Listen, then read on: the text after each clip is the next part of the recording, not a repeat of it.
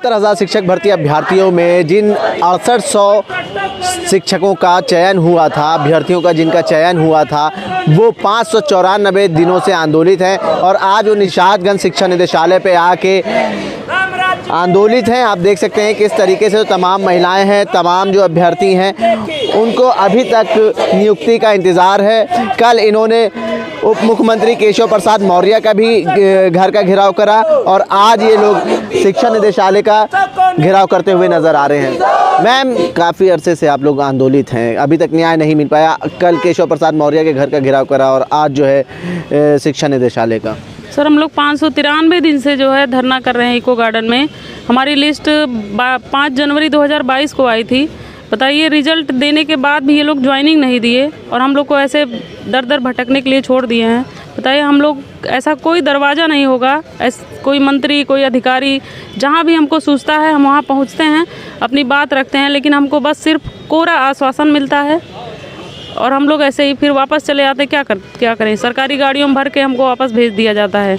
जब आप गए थे केशव प्रसाद मौर्य के घर का घेराव करा था तो क्या मुलाकात हो पाई थी उनसे? उनसे मुलाकात नहीं हुई। बाकी उसके पहले से हम लोगों ने कोशिश कर रखी थी कि हमारी मुलाकात मुख्यमंत्री जी से हो जाए। तो प्रशासन ने कहा था कि 29-30, पहले तो कहा कि 22 तारीख का प्रोग्राम हो जाने दीजिए राम मंदिर का, उसके बाद हम आप लोग को मिलवाएंगे। उसके बाद हम लोग इंतज़ार किए। 26 जनवरी का भी हमने कहा भाई संवैधानिक हमारा सबसे बड़ा लोकतांत्रिक दिन है, उसको भी हमने सम्मान किया। और हम लोगों ने फिर सोचा कि 27-28 में डेट मिल जाएगी, लेकिन डेट नहीं मिली। फिर हम लोग कल मजबूरन जो है वहाँ गए थे केशव प्रसाद मौर्य जी के यहाँ कि आज तो कम से कम ये हमारी बात करवा दें मुख्यमंत्री जी से। लेकिन फिर प्रशासन कह रहा है कि आपकी बात हो रही है। भाई, आपकी बात हो रही है, वो दिखनी भी तो चाहिए। बात कब होगी? हम लोग कब तक ऐसे भटकते रहेंगे? फिर उन्होंने हमको गाड़ियों में भरा, फिर इको गार्डन भेज दिया।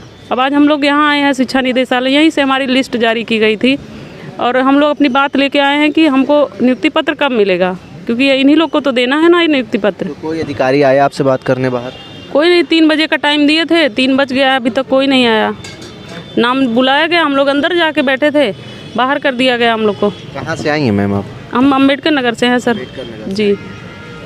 और जब नियुक्ति हुई होगी तो काफ़ी खुशी रही होगी आपके अंदर? खुशी थी सर, बहुत खुशी थी, लेकिन फिर वो खुशी कब दुख में बदल गई हमको पता ही नहीं चला। घर वाले क्या कहते हैं कि नियुक्ति क्यों नहीं हो पा रही? कुछ सवाल भी पूछते होंगे आपसे, क्या जवाब देती हैं उनको? क्या जवाब देते हैं? हम लोग कहते हैं कि लड़ाई लड़ रहे हैं, देखते हैं कब तक हम लोग की सुनवाई होती है। तो सहयोग है घर वालों का? बिल्कुल सहयोग है। वो कहते हैं कि जाओ अपना हक अधिकार लो, क्योंकि उन्होंने भी हमारे साथ संघर्ष किया है, हमें पढ़ाया लिखाया। उनके बिना सहयोग के तो हम यहाँ तक पहुँच नहीं पाते, है ना। और आज भी हमारा सहयोग कर रहे हैं, हमको धरने में भेज रहे हैं कि जाओ अपना हक अधिकार लो। लेकिन अब यही है कि हमारे प्रशासन, हमारी सरकार, किसी को कोई सुध ही नहीं है कि हम लोग क्या करें आगे। बस सब अंधेरा ही अंधेरा है सर। ठीक है। और भी लोग? किरण नहीं नज़र आ रही है, कोई उम्मीद की किरण नहीं नज़र आ रही। मैम, क्या नाम है, कहाँ से आई हैं? मेरा नाम साक्षी मौर्य है, हम अम्बेडकर नगर से आए हैं। अम्बेडकर नगर से साथ में आई हैं? जी सर, साथ में आए हैं हम। कब से आंदोलित हैं आप? यहाँ आंदोलित हम जब लिस्ट नहीं आई थी उससे पहले से हम आंदोलन। घर जाती होंगी फिर वापस आती? घर जाते हैं, वापस आते हैं। और मेरा एक छोटा सा बाबू है, उसको भी हम लेके आते थे। इस समय उम्र है बच्चे की? उसकी उम्र है 6 साल की जी। वो क्या कह के आती हैं यहाँ आंदोलन? कह के आते हैं, बेटा बस हम लखनऊ जा रहे हैं, एग्जाम देने जा रहे हैं, बताते नहीं है। 6 साल का हो गया है आज, 1.5 साल का था तब से दीदी उसको लेके आंदोलन में आती थी। आज वो बच्चा 6 साल का हो गया है, लेकिन आज भी आंदोलन में ही आना मजबूरी है हमारी। तो घर वाले सहयोग कर रहे हैं? हाँ, घर वाले सहयोग कर रहे हैं, इसी वजह से तो यहाँ आके लखनऊ में पड़े हैं।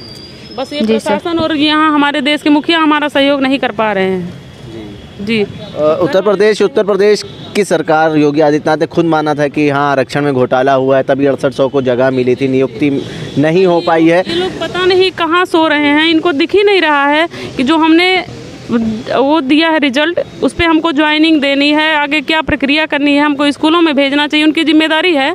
और हमें छोड़ दिया है, कोई सुध लेने वाला नहीं है। उस रिजल्ट का कोई मतलब ही नहीं है सर। मैम, कहाँ से आई, क्या नाम है आपका? अंजलि नाम है, मेरठ से हैं। मेरठ से आई हैं आप। तो आंदोलन का हिस्सा रहती हैं कि आप जब कुछ बड़ा आंदोलन होता तभी आते हैं? जब भी आए हैं तभी आई हैं जी। तो इससे पहले भी शामिल हुई आंदोलन? नहीं सर, अभी आए हैं। पहली बार आप शामिल हुई आंदोलन में। 594 दिन से ये लोग आंदोलित हैं, 93 दिन हो गए, 594 दिन आज है। तो क्या लगता है आपको, सरकार क्यों नहीं सुन रही है आपकी मांग? क्योंकि उसने गलती भी मान ली है अपनी कि हाँ आरक्षण में घोटाला हुआ था।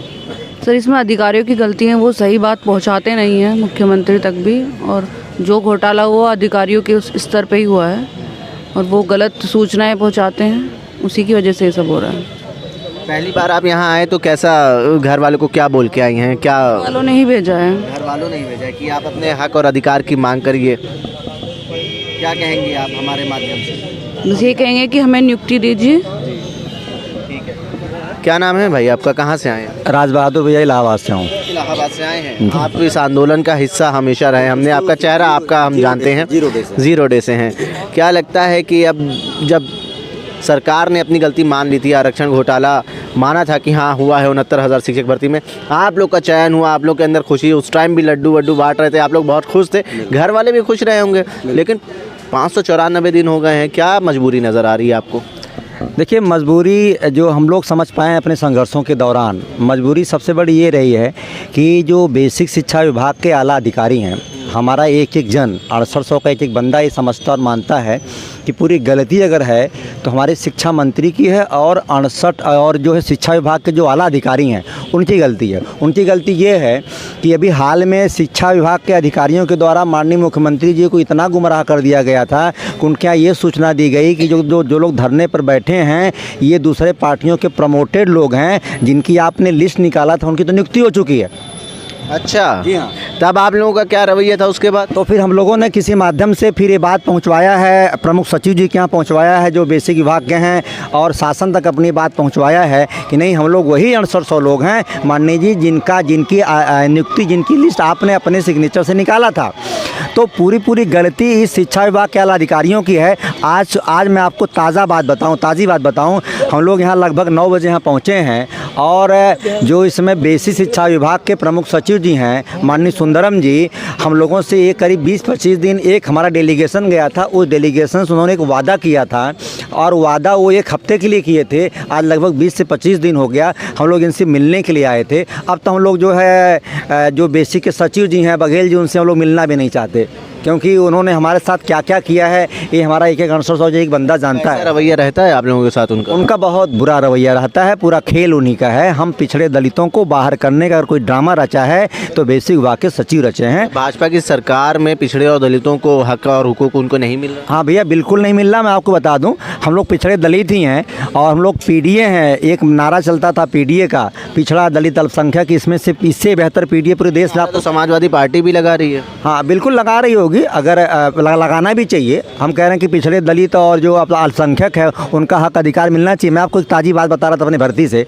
हम लोग प्रमुख सचिव जी से मिलने आए हैं 9 बजे, हमको ये 12 बजे बता के बैठाया गया है कि हमारी बात प्रमुख सचिव जी से हो चुकी है। ठीक 3 बजे आपकी मुलाकात प्रमुख सचिव जी से होने जा रही है, आप लोग वहाँ से कैंपस उठ करके बाहर बैठ जाओ। हम लोगों ने प्रशासन की बात को मान लिया है, मान करके हम लोग 12 बजे से 3 घंटे 3.5 घंटे हो गए यहाँ बैठे हैं। लेकिन अभी पता चल रहा है कि आपको डीजी मैम बुला रही हैं। अरे भाई, हम डीजी मैम से मिलने के लिए यहाँ थोड़ी बैठे हैं। डीजी मैम, दूसरी डीजी मैम आ गई, इसके पहले दूसरे डीजी सर थे। न जाने कितने डीजीओं से हम लोग मिल चुके हैं 2.5 साल से। हम डीजी से मिल करके, हम सचिव से मिल करके क्या करेंगे? हमसे एक बेसिक शिक्षा विभाग के सबसे बड़े अधिकारी प्रमुख सचिव जी ने एक वादा किया था, एक आश्वासन दिया था। उसी आश्वासन को पूछने के लिए हम लोग दोबारा आए हैं। और आज जब तक हम प्रमुख सचिव जी से नहीं मिल लेते, अगर मुलाकात नहीं होती है, पूरी रात हम लोग यहाँ बैठेंगे। गेट अगर बंद हो गया तो गेट को आपके चैनल के माध्यम से बेसिक शिक्षा विभाग के अधिकारियों को बताना चाहता हूं, गेट को लांग करके हम लोग कैंपस में जाने का काम करेंगे।